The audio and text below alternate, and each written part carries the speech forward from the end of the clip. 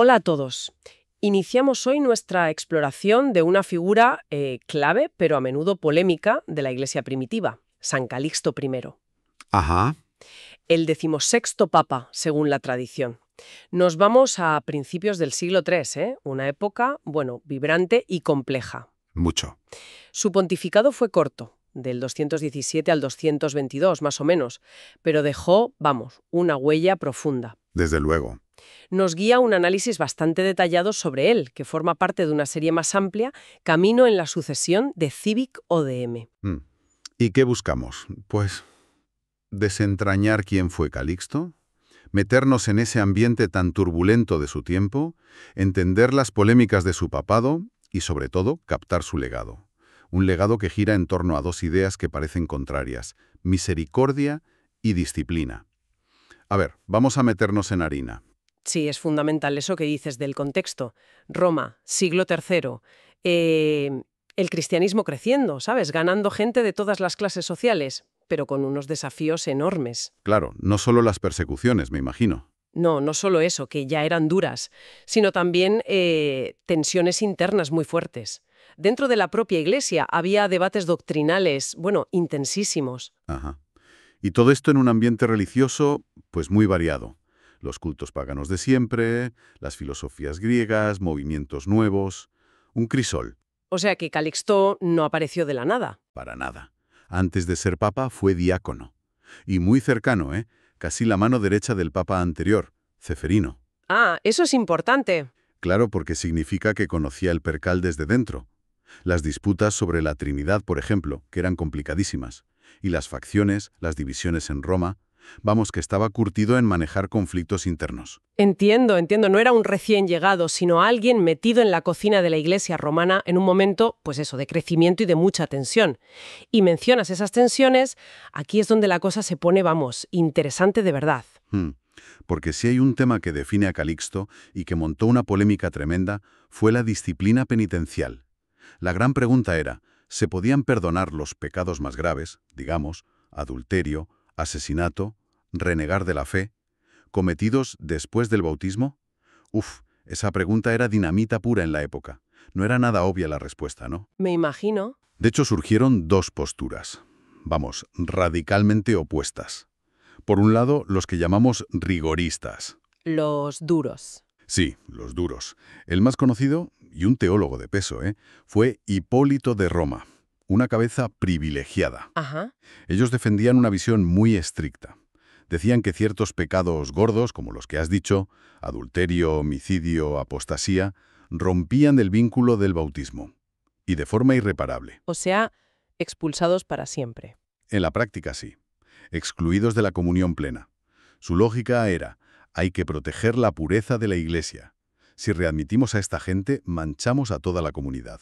Era una visión de la Iglesia como, bueno, como un club de puros, o casi. Caray, qué postura tan dura, ¿no? Casi de tolerancia cero, como levantar un muro para proteger la santidad interior. Y frente a eso, ¿qué dijo Calixto? Simplemente, perdonemos y ya está. Porque Hipólito era un rival intelectual fuerte. Claro, no podía ser una respuesta simple. La posición de Calixto fue, pues, muy diferente. Y en cierto modo más arriesgada entonces. Se plantó. Dijo que sí, que la Iglesia tiene el poder recibido de Cristo para perdonar todo pecado, sin excepción. ¿Todo? Todo. Con una condición: arrepentimiento sincero. Y lo fascinante es la base de esto. No era por ser blando, ¿sabes? Era por la misericordia de Dios. Ah, claro. Insistía en que la misericordia de Dios es infinita. Entonces, la Iglesia, como canal de esa misericordia, no podía ponerse límites a sí misma. Era como decir, si Dios perdona, ¿quiénes somos nosotros para cerrar puertas? Es un argumento potente, sí. Cambia el foco totalmente, de la pureza nuestra a imitar la misericordia de Dios. Pero, ¿y la Biblia? Porque Hipólito seguro que usaba textos bíblicos para defender su postura, ¿no? Sobre la santidad, la separación del mal. Exacto. Los dos bandos usaban las escrituras. Eso complicaba todo. Calixto se apoyaba mucho en dos cosas del Nuevo Testamento. Primero, las palabras de Jesús a Pedro en Mateo 16. Te daré las llaves del reino de los cielos. lo que ates en la tierra quedará atado en el cielo. Las famosas llaves, eso es. Calixto lo interpretaba como la autoridad dada a Pedro y por tanto a la Iglesia y al obispo de Roma para administrar el perdón, el poder de atar y desatar, la base del sacramento, digamos. Entiendo. ¿Y la segunda? La segunda era más narrativa, más espiritual, la parábola del hijo pródigo, Lucas 15. Ajá, el padre que espera y abraza. Justo. Para Calixto ese era el modelo. La Iglesia tenía que ser como ese padre, un hogar misericordioso, siempre listo para acoger al que vuelve arrepentido. Sin reproches. Mal, entiendo la lógica. La autoridad de Pedro para el poder de perdonar y el hijo pródigo para el espíritu. Pero claro, esta postura tan inclusiva, que hoy nos parece más normal, debió ser explosiva entonces. Mencionaste a Hipólito como el gran contrario. ¿Cómo se tomó él esta política de puertas abiertas? Pues fatal. Rechazo total, frontal. Las fuentes, como el texto que usamos, lo llaman brillante teólogo. O sea, su oposición tenía peso intelectual. Claro. Hipólito acusó a Calixto, públicamente además, de ser demasiado indulgente, de relajar la moral, de abrir la puerta a la decadencia. Para él, Calixto estaba traicionando la santidad de la Iglesia. ¡Qué fuerte! Y la tensión subió tanto que llegó la ruptura total. Hipólito hizo algo radical, sin precedentes claros. Se hizo consagrar obispo de Roma, por otros obispos afines. Se enfrentó directamente a Calixto. ¿Cómo? ¿Se autoproclamó papa? Exacto. Se autoproclamó antipapa. Y eso provocó el primer gran cisma que conocemos en la Iglesia de Roma. Una fractura pública escandalosa en el corazón de la cristiandad occidental. El primer antipapa. Madre mía, eso debió ser un terremoto en Roma. ¿Y cómo interpretamos este choque? ¿Era solo una lucha de poder, dos personalidades fuertes o había algo más de fondo sobre qué era la Iglesia? Mucho más. Sin duda las personalidades influían, pero lo gordo era el modelo de Iglesia. Para Hipólito, la santidad se lograba manteniendo una comunidad pura, excluyendo a los pecadores graves. La Iglesia como un reflejo de la perfección divina, separada del mundo. Entiendo. Para Calixto, en cambio, la santidad se mostraba justo al revés, en la capacidad de ser instrumento de misericordia, acogiendo, perdonando, sanando. Una santidad inclusiva, restauradora. Dos visiones totalmente opuestas. Principios del siglo III, la figura del obispo de Roma, el Papa, con su autoridad basada en Pedro, empezaba a ser el árbitro final en estas disputas tan graves, el punto de referencia para mantener la unidad. Claro, para evitar que todo saltara por los aires, eso es. Y fíjate qué significativo, a pesar del peso intelectual de Hipólito, Fue la postura de Calixto la que acabó prevaleciendo. Se consolidó como la práctica oficial de la Iglesia Católica sobre el perdón. Marcó un rumbo decisivo. Queda claro que fue un pulso clave para definir la Iglesia. Y me pregunto, ¿esa decisión de Calixto, más allá de lo teológico, no tuvo también una consecuencia práctica para la supervivencia del cristianismo? Una Iglesia que expulsa, quizás se purifica, pero se reduce, se aísla, ¿no? Mientras que una que perdona y reintegra. Puede mantener y atraer a más gente en un mundo difícil. Es una observación muy buena. Aunque las fuentes se centran más en lo teológico y disciplinar, es muy probable que hubiera también una dimensión, digamos, pastoral o incluso estratégica. Ajá. Piensa en las persecuciones. La presión para renegar de la fe era brutal a veces. Y la sociedad pagana ofrecía muchas tentaciones. Una política de perdón ofrecía un camino de vuelta, esperanza. Claro. Una iglesia súper rigorista corría el riesgo de perder a mucha gente que había caído por debilidad. La misericordia de Calixto no solo era fidelidad al Evangelio, quizás también era, una necesidad práctica para mantener la comunidad unida y creciendo. Hacía de la iglesia un refugio, no solo un tribunal. Interesante perspectiva. Vale, entendida la importancia de esta lucha por el perdón. Para tener la imagen completa de Calixto, ¿qué otras cosas hizo en esos 5 años de papado? El análisis menciona más contribuciones. ¿Sí? Su pontificado fue breve, pero intenso. En doctrina, por ejemplo, siguió la línea de Seferino, su predecesor, defendiendo la Trinidad ortodoxa frente a herejías. ¿Cómo cuáles?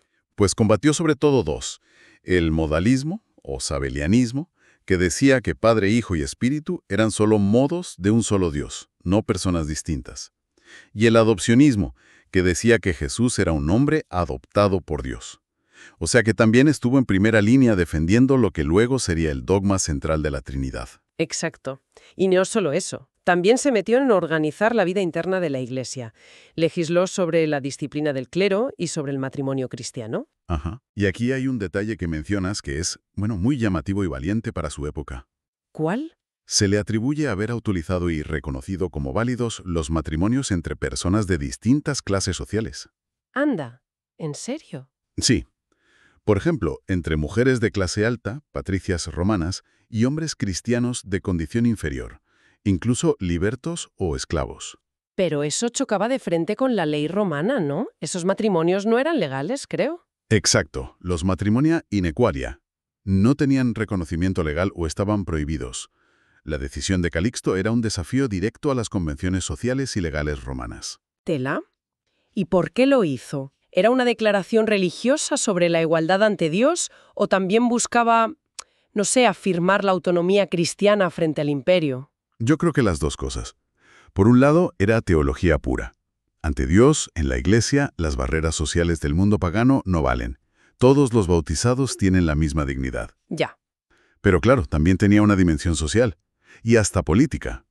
Era afirmar la autoridad de la Iglesia para regular la vida de sus fieles según sus principios, aunque chocaran con los del Estado. Defender la libertad de los cristianos para casarse dentro de la fe sin importar la clase social. Fue muy valiente y transgresor. Realmente notable, sí. Y queda una contribución más, muy visible que menciona el análisis, los cementerios cristianos. Efectivamente. Y eso empezó incluso antes de ser papa. Siendo diácono, Seferino le encargó administrar uno de los principales cementerios en la Vía Apia. Ah, mira. Y como papa, continuó y amplió esa labor.